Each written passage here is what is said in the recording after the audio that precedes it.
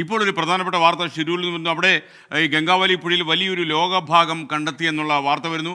അരുൺ പൂപ്പറമ്പ് തത്സമയം വീണ്ടും ചേരുന്നു.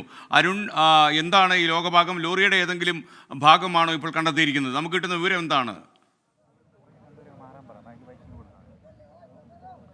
SK നേരത്തെ തന്നെ ഈശ്വർ മാൽപേ അദ്ദേഹത്തിൻ്റെ ഉച്ച വരെയുള്ള തെരച്ചിൽ കഴിഞ്ഞതിന് ശേഷം അദ്ദേഹം പ്രതികരിച്ചിരുന്നു. അദ്ദേഹത്തിന് വലിയൊരു ലോഹഭാഗം കണ്ടെത്താൻ സാധിച്ചു. അദ്ദേഹത്തിന് ദൃശ്യമായിരുന്നുവെന്ന് ഈശ്വർ മാൽപേ അദ്ദേഹം പറഞ്ഞിരുന്നു. അതിനുശേഷം അദ്ദേഹം അത് പുറത്ത് കരക്ക് കയറ്റുന്നതിന് വേണ്ടിയിട്ടുള്ള ശ്രമമാണ് നടത്തിക്കൊണ്ടിരുന്നത്.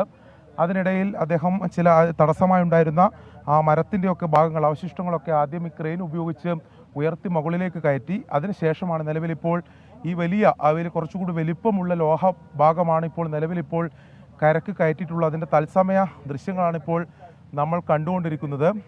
അതോടൊപ്പം തന്നെ അർജുൻ്റെ ലോറിയിൽ തടി കെട്ടാൻ ഉപയോഗിച്ചിട്ടുള്ള കയറിൻ്റെ കൂടുതൽ ഭാഗങ്ങളും നിലവിലിപ്പോൾ ഈ നാവികസേന സ്പോട്ട് ചെയ്തിട്ടുള്ള ആ ഭാഗത്ത് നിന്ന് കണ്ടെത്താൻ സാധിച്ചിട്ടുണ്ട് എന്നതാണ് ഏറ്റവും പ്രധാനപ്പെട്ട കാര്യം. ആ കയറിൻ്റെ തത്സമയ ദൃശ്യങ്ങൾ നമുക്കാണ്.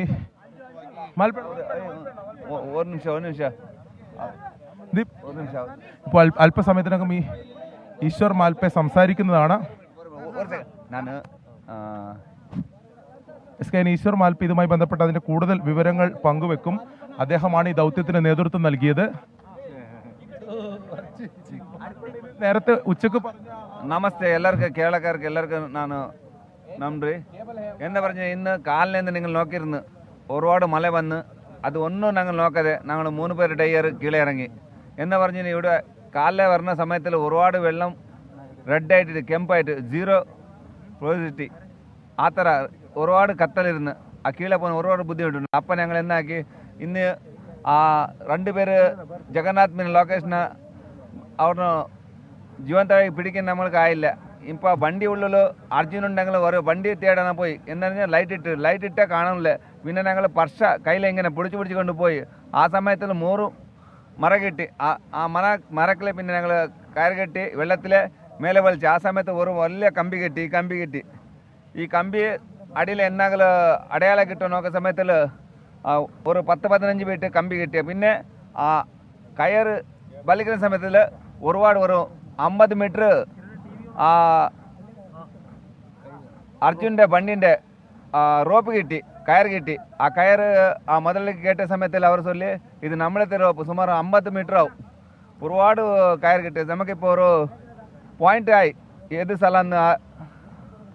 അപ്പം നമ്മൾ നാളെ കാലിലെ വെള്ളം കുറച്ച് തെളിയ അതേ സ്ഥലത്തിൽ പോയിട്ട് മണ്ണെടുക്കാൻ ഞങ്ങൾ സാമാനം കൊണ്ടുപോയി നമ്മ MLA സാർക്ക് ചൊല്ലിട്ട് പിന്നെ ഞങ്ങൾ സർ ഇത് അർജുൻ്റെ ട്രക്കിൻ്റെതല്ലല്ലോ. ഇത് അർജുൻ്റെ ട്രക്കിൻ്റെ അല്ല, ഇത് ಬೇರೆ ബണ്ടിൻ്റെ ഇപ്പോൾ മേലെ വന്നതിൽ മുനാഫ് അവർ ചൊല്ലിട്ടുണ്ട്. അപ്പം ഞങ്ങളിപ്പോൾ നാളെ കാലിലെ വെള്ളം കമ്മിയായ ഇന്ന് കയർ കിട്ടിയല്ല അതേ സ്ഥലത്തിൽ ഒരുപാട് കയർ ഇപ്പോൾ നിന്നെല്ലാം കൊഞ്ച കയർ കിട്ടി. ഇന്ന് ഒരു 50 മീറ്റർ കയർ കിട്ടി. അതിൻ്റെ അതേ സ്ഥലത്തിൽ ഒരു മാർക്കാക്കി നാളെ കാലിൽ അവിടെ മണ്ണ് തോടണമെന്ന് വ്യവസ്ഥ பண்ணணும்னு മുതലാളിക്ക് சொல்லிட்டு കണ്ടിപ്പോൾ നാളെ ഇപ്പോൾ ഒരുപാട് മഴ പറഞ്ഞുണ്ട്. ഒരുപാട് റെഡ് ഒരുപാട് ബുദ്ധിമുട്ടാവും നമുക്ക്.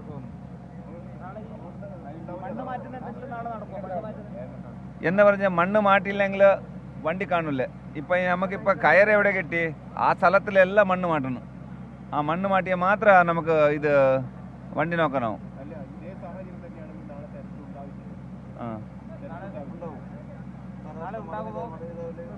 ഇല്ല നമ്മളിപ്പോൾ എപ്പോൾ ഒരു 10 ദിവസങ്ങളിൽ ನಾವು ഇവിടെ തന്നെ നിൽക്കിട്ട് ಬೇಲೆಕು ഈ ജില്ല കയറുകൾ